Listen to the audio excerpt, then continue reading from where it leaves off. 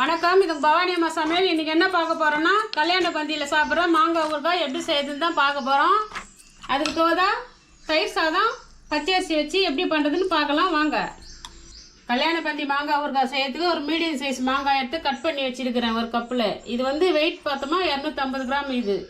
இதுக்கு தேவையான பொருட்கள்னு பார்த்தோமா, நல்லெண்ணெய் ஒரு கப்பு, இது வந்து ஒரு 100 கிராம் இருக்கும்.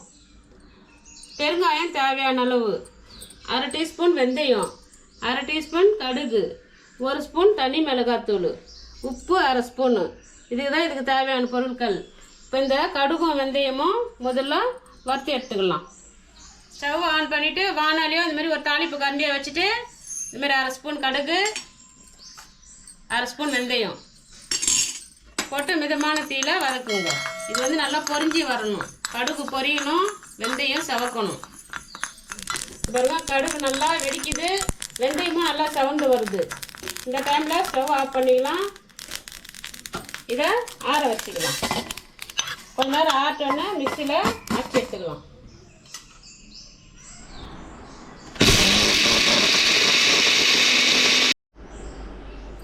இந்த கடுகு வெந்தயமும் இந்த மாதிரி அரைச்சி எடுத்துக்கணும்.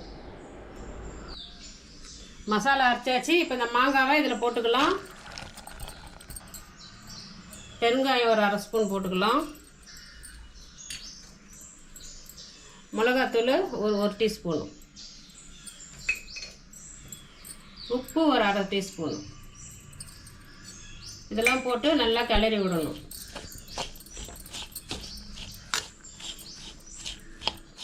இது ஒரு 2 கிளறுவோம்.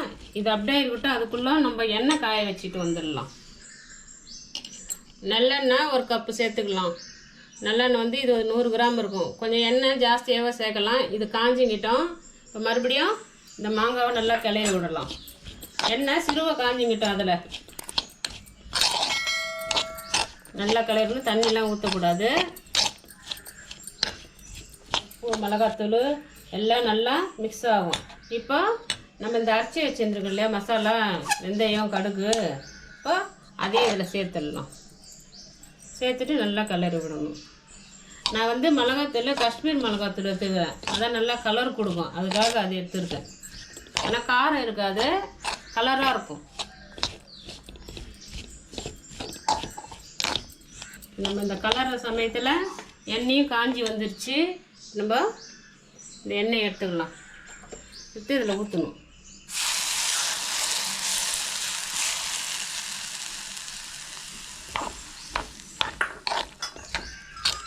எண்ணெய் கொஞ்சம் தாராளமாகவே இருக்கலாம். அப்போ தான் கெட்டு போகாது இந்த ஊறுகாய். இந்த ஊறுகாய் வந்து அப்படியே ஃப்ரிட்ஜில் கூட வைக்க தேவையில்ல, அப்படியே வச்சுருந்து சாப்பிட்லாம். 1 மாதம் கூட இருக்கும். இன்னும் ஃப்ரிட்ஜில் வச்சு சாப்பிட்டோமா 3 மாதம் 6 மாதம் கூட வச்சு சாப்பிட்லாம். கெட்டு போகாது.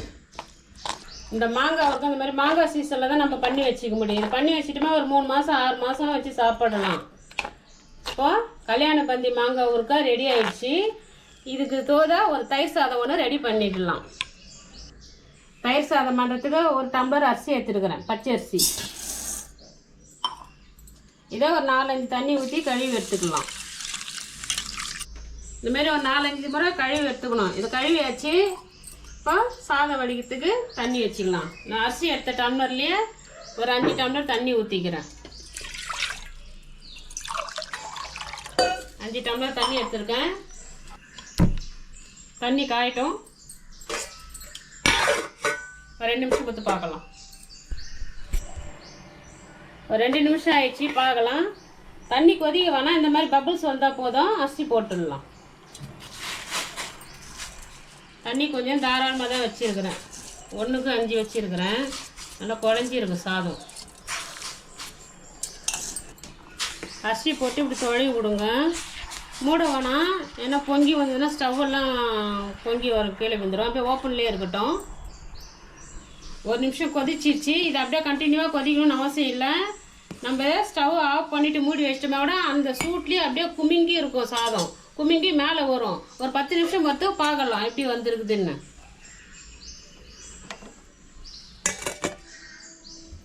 பத்து நிமிஷம் ஆயிடுச்சு. பாருங்கள், சாதம்லாம் மேலே வந்துருக்குது. இப்போ ஸ்டவ் ஆன் பண்ணிக்கலாம்.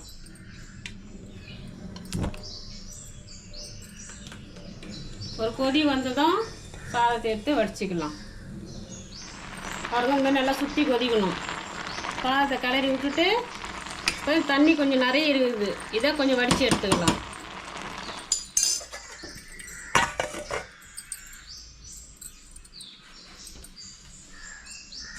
எடுத்து நிமித்திடலாம். தயிர் சாதம் தானே பண்ண போகிறோம், கொஞ்சம் தண்ணி இருந்தாலும் பரவாயில்ல. இது நல்லா ஒரு கரண்டி போட்டு இது நல்லா தொழி விடுங்க. சாதம் நல்லா குழஞ்சி வரும். சாதம் சூடாக இருக்கும்போதே இந்த மாதிரி நல்லா இழைச்சி விடணும். அப்படி உங்களுக்கு சூடு பொறுங்கன்னா ஒரு மத்து கட்டை மாதிரி இருந்ததுன்னா கூட அந்த பின்னாடி நல்லா அழுத்தி விட்டிங்கன்னா நல்லா சாதம் மசிஞ்சு வரும். பாருங்கள், இப்போயே அப்படி பண்ணும்போது நல்லா கூழ் மாதிரி வந்து பாருங்கள். நல்லா ஒரு 5 நிமிஷம் இதே மாதிரி கிண்டிகிட்டே இருங்க. நல்லா 5 நிமிஷம் இந்த மாதிரி கலரி விட்டுட்டு பாருங்கள், இந்த மாதிரி குழஞ்சி இருக்கணும் சாதம். இந்த டைமில் ஒரு 1/2 கப் பால் ஊற்றிக்கலாம். இதையும் நல்லா கலரி விடணும். நம்ம சாப்பாடு கட்டி கொடுக்குற மாதிரி இருந்ததுன்னா நம்ம காலையில் கலரி ஊற்றணுமா, மதியானம் சாப்பிட்றதுக்குள்ளே தயிர் ஊற்றணுமா புளிச்சு போயிடும் நிறைய. அதனால் பால் பாதி சேர்த்துக்கணுமாக சாப்பிட்றதுக்கு கரெக்டாக இருக்கும். அதனால் முதல்ல பாலை ஊற்றிட்டு கலரிட்டு ஒரு 20 செகண்ட் இந்த மாதிரி கலரி விடுங்க. அப்புறமா தான் தயிர் சேர்க்கணும். இப்போ தயிர் சேர்த்துக்கலாம்.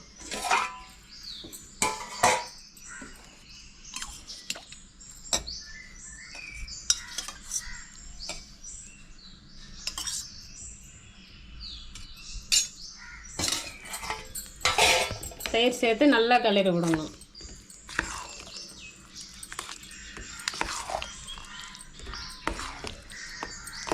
தாளிச்சு விட்டு இதுக்கு கிளறிட்டு இப்போ இது ஒரு தாளிப்பு போட்டுடலாம். எண்ணெய் ஒரு 1.5 ஸ்பூன் ஊற்றிக்கலாம். 1/2 டீஸ்பூன் கடுகு,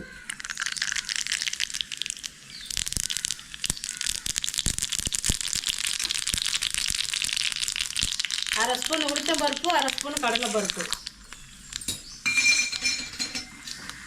இந்த ஸ்பூனில் அப்படியே லைட்டாக வதக்குங்க. டீ வந்து சிம்மில் தான் இருக்கணும்.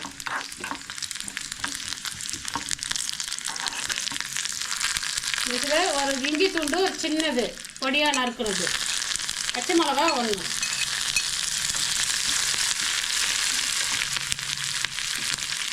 இதோட 3 காஞ்சி மிளகா,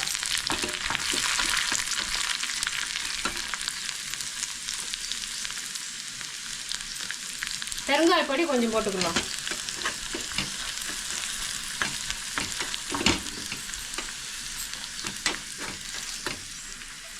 கடைசியாக ஒரு கொத்து கருவேப்பிலை.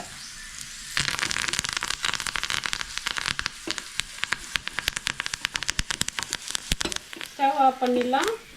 இதை அப்படியே எடுத்துகிட்டு வந்து இந்த சாதத்தில் கொட்டிடலாம். தயிர் சாதத்தில்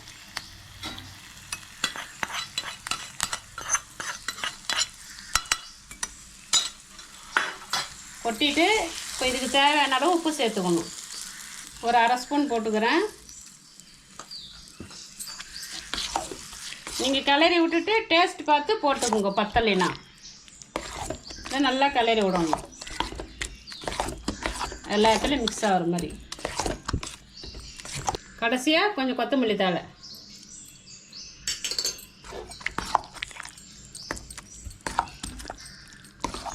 அவ்வளோதான், கல்யாண பந்தி மாங்காய் ஊறுகாய் தயிர் சாதம் ரெடி ஆகிடுச்சு. இதே மாதிரி நீங்கள் வீட்டில் செஞ்சு சாப்பிட்டு பார்த்துட்டு எப்படி வந்தது கமெண்ட் செக்ஷனில் சொல்லுங்கள். இந்த வீடியோ பிடிச்சிருந்தா லைக் பண்ணுங்கள், ஷேர் பண்ணுங்கள். இந்த நம்ம சேனலில் புதுசாக பார்க்குறவங்களா தான் சப்ஸ்கிரைப் பண்ணிக்கோங்க. நன்றி, வணக்கம்.